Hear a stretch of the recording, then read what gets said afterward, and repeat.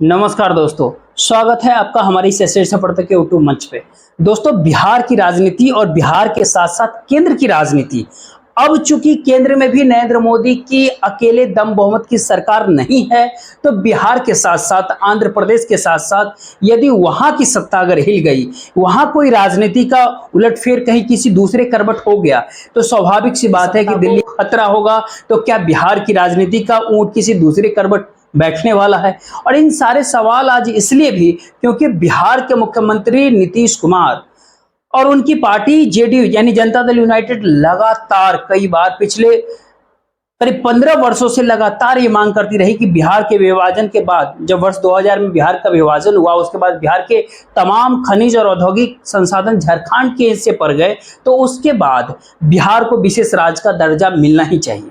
बिहार को विशेष राज्य के दर्जे की मांग को लेकर के 2013 में नीतीश कुमार ने मनमोहन सिंह सरकार से अपनी मांग को मजबूती देने के लिए रामलीला मैदान में एक रैली भी किया था। और अब जब नीतीश कुमार की बैसाखी के ऊपर बनी हुई सरकार जब दिल्ली में आई है, उनके कुल 12 सांसदों के बूते टिकी हुई सरकार जब दिल्ली में है, तब नीतीश कुमार के पार्टी से लोगों की अपेक्षाएं भी बढ़ जाती है। और नीतीश कुमार ने नरेंद्र मोदी के संसदीय दल का जब नेता चुना जा रहा था, उस समय भी काफी मजबूती से यह सवाल उठाया कि आप तो तीसरी बार प्रधानमंत्री बन गए, तो फिर बिहार का जो बचा हुआ काम है, उस बचे हुए काम को जल्दी जल्दी अब करवा दीजिए। मतलब क्या है? मतलब विशेष राज्य का दर्जे का मुद्दा और इसके साथ साथ आरक्षण बढ़ाने का जो फैसला था, उसके 9वीं अनुसूची में डालने का मुद्दा है। दोनों में से कुछ भी नहीं हुआ। और आज तो संसद भवन के भीतर जनता दल यूनाइटेड के सांसद रामप्रीत मंडल के सांसद के जवाब में वित्त राज्य मंत्री पंकज चौधरी ने पूरे खुलकर के स्पष्ट रूप में कहा, उस पत्र को आप देख सकते हैं, और स्पष्ट रूप से उन्होंने एक बात कही कि विशेष राज्य का दर्जा बिहार को देने का कोई प्रावधान नहीं है, क्योंकि बिहार विशेष राज्य के दर्जे की जो पहले की प्रक्रिया होती थी, उस प्रक्रिया को पूरा नहीं करता है, उस पैरामीटर के ऊपर खरा नहीं उतरता है। स्वाभाविक सी बात है, इसके बाद जनता दल यूनाइटेड के लोगों को मिर्ची लगना तय ही था। वो लगा भी, खुल करके प्रतिक्रिया भले ही नहीं आ रही हो, लेकिन जनता दल यूनाइटेड के भीतर अंदर खाने इस बात की फुसफुसाहट है कि ना ये मुद्दा किसी जाति का है, ना किसी धर्म का है, ना किसी मजहब का है, ना ही किसी संप्रदाय का है, ना किसी वर्ग का है। ये मुद्दा बिहार के 12 करोड़ लोगों का है, जो आज के दौर में इस देश में, चाहे वो आईटी हब बना हो, उन्हें पुणे, हैदराबाद, बेंगलोर, दिल्ली, एनसीआर का इलाका, चेन्नई, इन सब आईटी हब में सॉफ्टवेयर इंजीनियर, सॉफ्टवेयर डेवलपर के रूप में सॉफ्टवेयर मजदूर सप्लाई कर रहा है, या फिर भारत देश के अलग अलग क्षेत्र में अलग अलग फैक्ट्रियों में काम करने वाले अनस्किल्ड लेबर यानी जनरल बोगियों में कोच करके जाने वाले मजदूरों को याद किया जा रहा है। कुल मिलाकर के इंजीनियर की सप्लाई की जाए, चाहे मैनेजमेंट के लोगों की सप्लाई की जाए हो, चाहे बौद्धिक वर्ग के दूसरे लोगों की सप्लाई हो, या फिर मजदूरों की सप्लाई हो, हर और की सप्लाई देश के दूसरे राज्य में होती रहे, वहां की जीडीपी बढ़ती रहे, और बिहार के लोगों में, गांव में, घरों में ताले लटकते रहे। यही बिहार की नीति बनी हुई है। इसीलिए इस मुद्दे को लेकर के क्या राजद, क्या जेडीयू, क्या लोजपा, क्या कांग्रेस, क्या बीजेपी, तमाम सारे political party, Bharatiya Janata party को अगर छोड़ा जाए तो इस मुद्दों को लेकर के एक मत है। तो क्या नीतीश कुमार के पास, क्या जेडीयू के पास ऐसा अब कौन सा रास्ता बचा हुआ जिससे नीतीश कुमार बिहार के आम जनता के बीच जस्टिफाई कर पाएंगे कि बिहार को विशेष राज्य की दर्जा देने की उनकी मांग जो थी, उसको नहीं सुना गया केंद्र में, स्पष्ट रूप से वो मना कर दिया गया। आरक्षण की मुद्दा भी 9वीं अनुसूची में नरेंद्र मोदी की सरकार नहीं डालने जा रही है, ये बात तय मानिए। इस पर कोई बयानबाजी नहीं कर रही है बीजेपी, और बीजेपी आरएसएस के मिजाज से वो कहीं ना कहीं मेल तक नहीं खाता। तो आज के दौर में बिहार के सुशासन बाबू यानी नीतीश कुमार आगे क्या करेंगे, कौन से कदम चलेंगे, इस बात को लेकर के चर्चाओं का बाजार गर्म हो चुका है। और नीतीश कुमार के सामने विकल्प क्या है, उस बात पे चर्चा करने से पहले इस बात को समझना बहुत जरूरी है, क्योंकि नीतीश कुमार यानी उनके विधायकों की संख्या 40 से कुछ ही अधिक है बिहार विधानसभा में।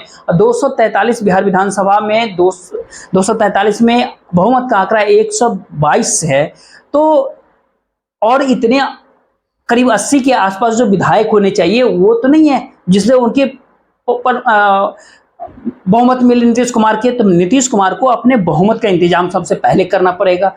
अकेले बहुमत के दम पे उनकी सरकार, अब नीतीश कुमार के लिए अब राष्ट्रीय जनता दल के पास, इंडिया अलायंस के पास 100 से अधिक विधायकों की पूरी खेप पड़ी हुई है बिहार के भीतर। तो नीतीश कुमार के लिए बहुमत का कोई मुद्दा ही नहीं। पिछले बार भी वो इंडिया गठबंधन के मुख्यमंत्री थे, तो उन्हें 2/3 करीब उनको विधानसभा में बहुमत हासिल था। राष्ट्रीय जनता दल कर क्या रहा है, ये जानना नीतीश कुमार के विकल्प को जानने के लिए सबसे महत्वपूर्ण जरूरी बात है।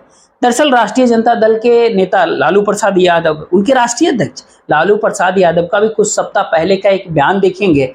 उस बयान में लालू यादव ने कहा था कि अगस्त माह के भीतर नरेंद्र मोदी की सरकार गिर जाएगी। अब अगस्त महीने के भीतर नरेंद्र मोदी की सरकार गिरेगी, ये भविष्यवाणी लालू यादव किस बेस पे कर रहे हैं? क्योंकि ये भविष्यवाणी तभी की जा सकती है जब किसी के पास पक्के तौर पर इस बात की गारंटी हो कि नीतीश कुमार और चंद्रबाबू नायडू एनडीए गठबंधन का दामन छोड़ करके इंडिया अलायंस के साथ चले जाएं। और अब अगस्त महीना करीब आ रहा है, बिहार विधानसभा का मानसून सत्र चल रहा है, 2 दिन पहले से शुरू। और आश्चर्य की बात यह है कि नेता प्रतिपक्ष तेजस्वी यादव उस मानसून सत्र में मौजूद नहीं है। लोकतंत्र का अजीबोगरीब नजारा बिहार के भीतर देख रहे हैं। बिहार विधानसभा में संसद या बिहार विधानसभा का सत्र चले, वहां पर नेता प्रतिपक्ष मौजूद ना हो। संसद के भीतर भी आप देख सकते हैं राहुल गांधी मौजूद है। राहुल गांधी एक तरफ से लोकसभा के भीतर एंट्री कर रहे हैं, दूसरी तरफ से प्रधानमंत्री नरेंद्र मोदी लोकसभा छोड़ करके जा रहे हैं। ये नजारा भी लोगों ने देखा। लेकिन यहाँ पर बात बिहार विधानसभा की हम कर रहे हैं, वहां पर भी 2 दिन पहले सत्र शुरू होता है और नेता प्रतिपक्ष तेजस्वी यादव नदारत होते हैं।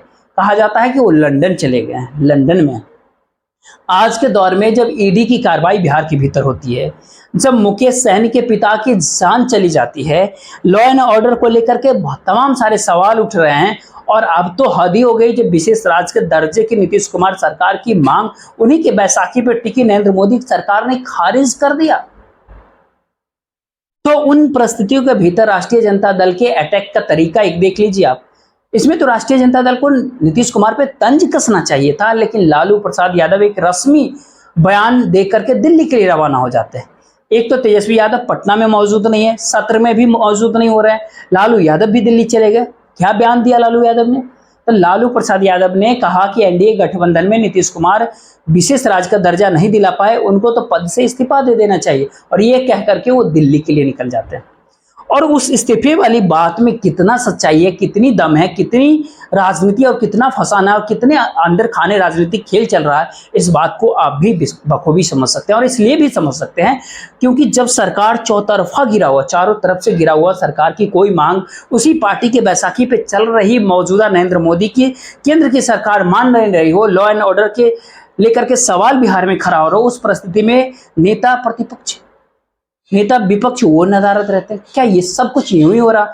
दरअसल भीतर भीतर अंदर खाने बड़ा राजनीतिक खेल चल रहा है बिहार में। अंदर खाने इस राजनीतिक खेल को समझने के लिए सबसे महत्वपूर्ण बात यह है कि जब विपक्ष में बिहार में प्रतिरोध मार्च निकाला, बिहार के अलग अलग जिले मुख्यालय, राजधानी पटना, हर जगह जब प्रतिरोध मार्च निकाला गया, तो तेजस्वी यादव ठीक है कि नहीं थे, लेकिन लालू यादव के परिवार के जो लोग सक्रिय राजनीति में हैं, मतलब लालू यादव, राबड़ी देवी, तेज प्रताप यादव, मीसा भारती, रोहिणी आचार्य, इस सब लोगों में से कोई लोग सड़क पे क्यों नहीं उतरे?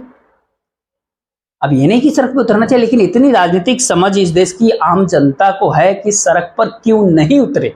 क्योंकि नीतीश कुमार का विरोध वो कैसे करे? रोहिणी आचार्य ने कुछ दिन पहले ही एक बयान दिया था नीतीश कुमार के बारे में कि अब तो चाचा जी के ऊपर निर्भर करता है कि कब आकर के आशीर्वाद देते हैं। तो क्या चाचा जी क्या आशीर्वाद देने का समय करीब आ गया है? चाचा जी को आशीर्वाद देने का वो आशीर्वाद क्या इसी अगस्त महीने के भीतर दिया जाएगा जो लालू यादव भविष्यवाणी करते हैं? उस आशीर्वाद के तहत तेजस्वी यादव फिर एक बार नीतीश कुमार के कैबिनेट में डिप्टी सीएम बनेंगे। ये तमाम सारी बात, तमाम सारे सवाल तब मौजूद हो जाते हैं जब लगातार एक निराशा के बाद दूसरे निराशा, तीसरे निराशा न केवल जनता दल यूनाइटेड को हासिल हो रही केंद्र सरकार से, बल्कि पूरे बिहार की आम जनता को हासिल हो रही। तो उन परिस्थितियों के भीतर नीतीश कुमार के सामने विकल्प क्या है, इसका अंदाजा आप बखूबी लगा सकते हैं कि आखिरकार नीतीश कुमार अब आगे करेंगे क्या।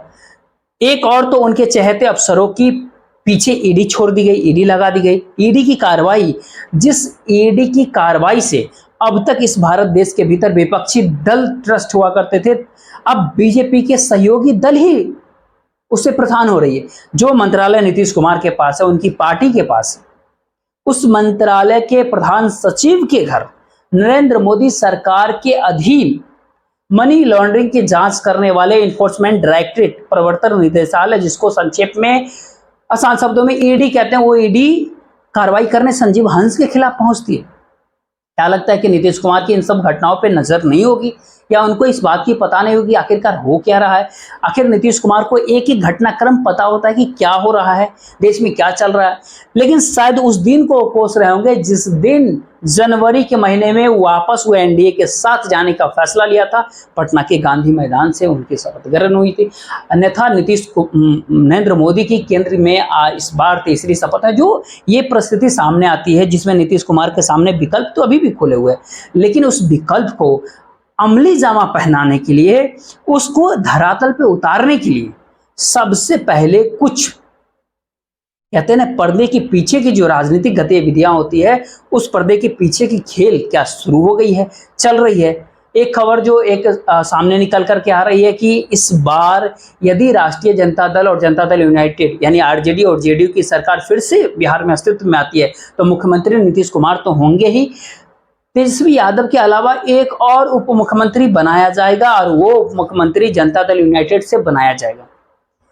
अब जानकार लोग तो यहां तक दावा करते हैं कि यदि सरकार अगर फिर से बिहार में बनती है, जिसकी संभावना अब दिखाई देने लगी है बिहार के भीतर, खास करके नीतीश कुमार को जब चारों तरफ से निराशा हाथ लग रही है भारतीय जनता पार्टी से, तो उन परिस्थितियों के भीतर राष्ट्रीय जनता दल भी इस बात को मानने के लिए करीब करीब तैयार हो गई है कि ठीक है, एक डिप्टी सीएम अगर आरजेडी के साथ साथ जेडीयू से भी अगर हो जाए और इससे सरकार की स्थिरता अगर कायम हो जाती है, राजद जेडीयू का गठबंधन जो है अस्थायित्व प्राप्त कर लेता है, तो इस बात को मानने में कोई दिक्कत नहीं है, कोई इनकार नहीं है। लोकसभा चुनाव में भी तेजस्वी यादव को मतलब वो इस टाइम ये सोच रहे थे कि बिहार में तेजस्वी यादव उस हालात में बिना नीतीश कुमार के चुनावी बैतरनी को पार करके सत्ता के दहलीज तक तेजस्वी यादव पहुंचे अकेले। ये ऐसा नहीं है, उनको ये अंदाजा हो गया कि उनके बगैर ये असंभव है। और जाति जनगणना के भीतर भारतीय जनता पार्टी का सामाजिक आधार अब ऐसा नहीं रहा कि जिस सामाजिक आधार के बूते नीतीश कुमार भारतीय जनता पार्टी को अपने सहयोगी बना करके उनके वोटों को हासिल कर लेते थे। अब सामाजिक आधार में बहुत बड़े सेंध लग चुकी है। रुपौली के बाय इलेक्शन ने ये बात साबित भी कर दिया कि न तो अब स्वर्ण वोटर भारतीय जनता पार्टी के साथ पूरी तरह एकजुट है, और न ही वैसे वोटर जो कई जातियों के भीतर बटे हुए हैं वह भारतीय जनता पार्टी के साथ एकजुट है। तो ये बात कहीं ना कहीं नीतीश कुमार को पता है कि आरक्षण का मुद्दा इतना सेंटिमेंटल है, बिहार के भीतर इतना संवेदनशील मुद्दा है, न केवल बिहार बल्कि पूरे देश के भीतर उससे भी ज्यादा संवेदनशील बिहार के विशेष राज्य के दर्जे के मुद्दे हैं। तो इस सारे मुद्दे जब एक साथ इकट्ठे होते हैं तो भारतीय जनता पार्टी के साथ चुनाव लड़ने का मतलब होता है कि बिहार में चुनाव के मुंह खा जाना, यानी चुनाव में मुंह के खा जाने वाली बात होगी। तो नीतीश कुमार इतने दिन के बाद सत्ता में अगर हार करके सत्ता से बाहर होते हैं तो इन सारे हालातों को अगर देखते हैं तो आगे कुआं पीछे खाई जैसे परिस्थिति नहीं, बल्कि आगे कुआं जैसे ही स्थिति होती है, और पीछे खाई के बदले पीछे समतल जमीन अगर दिखाई पड़ रही हो तो उस समतल जमीन स्वाभाविक सी बात है कि वो केवल और केवल राजनीतिक विश्लेषक, देश की आम जनता ही नहीं बल्कि राजद के कार्यकर्ता तक ही नहीं, बल्कि वो जेडीयू, नीतीश कुमार और तेजस्वी यादव सब के सब देख रहे हैं। दूसरे एक और पहलू जो इससे जुड़ा हुआ है वो काफी अपने आप में महत्वपूर्ण होता है कि क्या जनता दल यूनाइटेड जेडीयू इस गठबंधन को इंडिया अलायंस को वापस उसमें शामिल होने के लिए फिर से तैयार है। खास करके संसदीय दल उसका क्या तैयार है? इसका सीधा सा आंसर ये होता है, उत्तर ये होता है कि जनता दल यूनाइटेड को केंद्र के भीतर मिला क्या? एक राज्य मंत्री शिवराज सिंह चौहान के अधीन उसके मंत्रालय में, कृषि मंत्रालय के भीतर, और एक कैबिनेट मंत्री ललन सिंह, जिनको मंत्रालय क्या मिला? मछली पालन, बकरी पालन, भैंस पालन, यानी पशु। यानी यही जनता दल यूनाइटेड को ये मंत्रालय चाहिए था क्या? बिहार के लोगों को मछली, भैंस और बकरी पालन की तरह ही समझ के रखा है। गृह मंत्री चलाएंगे उत्तर प्रदेश, गुजरात के लोग रक्षा मंत्रालय चलाएंगे, लखनऊ के सांसद, और बिहार के लोग जो कभी रेल चलाया करता था, जो कभी रक्षा चलाया करता था, जो वित्त मंत्रालय चलाया करते थे, जो विदेश मंत्रालय तक चलाया करते थे, बिहार के लोग, क्या वो अब मछली और बकरी पालन के लायक ही रह गए? तो ऐसे में ललन सिंह को भी मंत्री पद छोड़ने में, इस तरह के मंत्री पद छोड़ने में, जिस मंत्री पद के साथ उनकी राजनीतिक कद का भी सौदा किया जा रहा है, उसको छोड़ने में उस परिस्थिति के भीतर कोई भी दिक्कत नहीं है, जिस परिस्थिति के भीतर एक सांसदों की पार्टी के नेता जीतन राम मांझी को उनसे कहीं ज्यादा अच्छा मंत्रालय दिया गया। बाकी जनता दल यूनाइटेड जेडीयू के 11 लोकसभा सांसदों के पास कोई मंत्रालय नहीं, ललन सिंह के अलावा। एक राज्यसभा से कर्पूरी ठाकुर के बेटे रामनाथ ठाकुर को मंत्री पद मिला हुआ। लोकसभा के जो 11 सांसद हैं उनको तो कोई मंत्री पद नहीं मिला हुआ। अब स्वाभाविक सी बात है, जब इंडिया अलायंस की सरकार बनने की नौबत आएगी तो ललन सिंह ही नहीं बल्कि 2-4 और सांसद को मौका मिल सकता है। तो परिस्थितियां जब इस तरह के निर्मित हो रही है, जब राष्ट्रीय जनता दल के भीतर यह बेचैनी है, अंदर खाने ही एक खबर चल रही है, ठीक है, लेकिन कब नीतीश कुमार सामने साथ आ जाए आरजेडी के, क्योंकि सत्ता के लिए नीतीश कुमार का चेहरा जरूरी है। नीतीश कुमार के पार्टी को, जेडीयू को लग रहा है कि भारतीय जनता पार्टी जो चिराग मॉडल खेल रही थी बिहार विधानसभा चुनाव 2020 में, उस चिराग मॉडल के बाद क्या गारंटी है कि बीजेपी अब चिराग मॉडल का इस्तेमाल बिहार विधानसभा में नहीं करेगी। और सबसे बड़ी परिस्थिति, सबसे बड़ी बात कि देश की जनता ये सवाल पूछ रही है कि बीजेपी के साथ जाकर के नीतीश बाबू आपने क्या हासिल किया, तो उस सवाल के जवाब में नीतीश बाबू क्या कहेंगे। अगली परिस्थिति इसके साथ जुड़ता है कि भारतीय जनता पार्टी का खुद का वोट बैंक जाति जनगणना के बाद बिखर करके रह गया। नौजवान, किसान सब एक साथ नाराज हो गए। खासतौर पे लोकसभा चुनाव के नतीजों को अगर देखें तो सरकारी वैकेंसी नहीं आना, बेरोजगारी बढ़ना, महंगाई बढ़ना, किसानों के एमएसपी गारंटी नहीं मिलना, तमाम सारे मुद्दों को लेकर के पहले से ही नाराजगी है। तो उन परिस्थितियों के भीतर, उस नाराजगी के भीतर, उसको भाजपा के भीतर अपने हिस्सा को बढ़ाने के लिए, अपने शेयर लेने के लिए नीतीश कुमार वहां पे क्यों रुकेंगे। आखिरकार कई सारे लोग कई तरह की बातें करते हुए नजर आते हैं कि नीतीश कुमार की सरकार की कोई कमजोर नस पकड़ लिया है भारतीय जनता पार्टी ने। तमाम लोग तमाम तरह की बातें करते हैं। कोई ईडी की जांच बगैर नीतीश कुमार के पार्टी के बड़े नेताओं के खिलाफ कुछ ईडी की जांच, बड़ी जांच हो सकती है। पिछली बार भी इस तरह की बातें कई तरह, तो क्या पिछली बार बिहार में विपक्ष परिवर्तन नहीं हुआ था, और ईडी का जब इसी का बयान लेकर के किसी के खिलाफ अगर भेजना है तो उन परिस्थितियों के भीतर जेडीयू यानी जनता दल यूनाइटेड या फिर दूसरी पार्टी क्यों डरेगी। साफ साफ बिहार के भीतर, बिहार के राजनीतिक गलियारों में अब दिख रहा है कि एक और सुशासन बाबू नीतीश कुमार की राजनीतिक अस्तित्व का सवाल है अगर वो भारतीय जनता पार्टी के साथ रहते हैं तो। और वहीं दूसरी ओर एक विशाल वोट बैंक जो राष्ट्रीय जनता दल के साथ है, लेकिन अकेले सत्ता के भीतर राजद के पहुंचने के लिए वो पर्याप्त नहीं है। बजाय नीतीश कुमार के वोट बैंक के साथ मिलकर के, बिहारी अस्मिता के सवाल के साथ जुड़ करके, विशेष राज्य के दर्जे के साथ जो सवाल खड़ा हुआ है, आरक्षण को 9वीं अनुसूची में डालने का जो सवाल खड़ा हुआ है, दोनों मुद्दों के साथ जुड़ करके जो परिस्थिति बिहार के बेहतर निर्मित हो रही है, उसमें नीतीश कुमार के साथ, बिना राष्ट्रीय जनता दल के साथ चुनाव में लड़े, बिना इंडिया गठबंधन के साथ आए, बिहार में दूसरा कोई चारा सामने दिखाई नहीं पड़ता कि आखिर किस प्रकार से नीतीश कुमार अपनी राजनीति और अपना इकबाल आगामी बिहार विधानसभा चुनाव में बचा पाएंगे। नीतीश कुमार की छवि साफ सुथरी रही है, लेकिन साफ सुथरी छवि और अकेले सत्ता के लिए वोट का इंतजाम, बहुमत का इंतजाम करने में पर्याप्त नहीं होगा। तमाम तरह की राजनीतिक कयासबाजियों का दौर चल रहा है, संधियां भी करनी पड़ती है कई बार, और उन संधियों के भीतर सबसे पहले जरूरी होता है सही समय पे, सही वक्त पे, सही गठबंधन का साथ देना।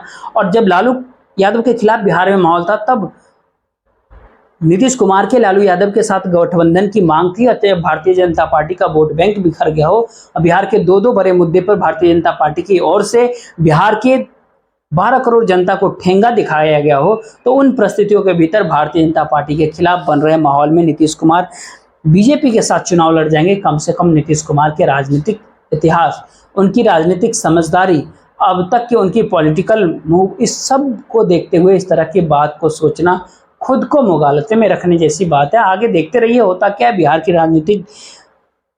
आखिर जुलाई महीने की बचे हुए जो दिन है, खास करके अगस्त का जो महीना स्टार्ट होगा, वो अगस्त का महीना वो बिहार की राजनीति के लिए बहुत महत्वपूर्ण होने वाला है। आगे देखते रहिए कि कितना महत्वपूर्ण होगा। अगस्त के महीने तेजस्वी यादव लंदन में होते हैं, नीतीश कुमार पटना में होते हैं, नरेंद्र मोदी दिल्ली के भीतर होते हैं, और सत्ता इन तीनों लोगों के बीच में किसी दो के गठजोड़ के साथ बिहार के भीतर अभी ही नहीं बल्कि आगे भी 5 सालों तक चलनी है, उससे बाहर निकलते हुए दिखाई नहीं पड़ रही है, चाहे प्रशांत किशोर और उनका जनसुराज जितनी भी कोशिशें कर लें।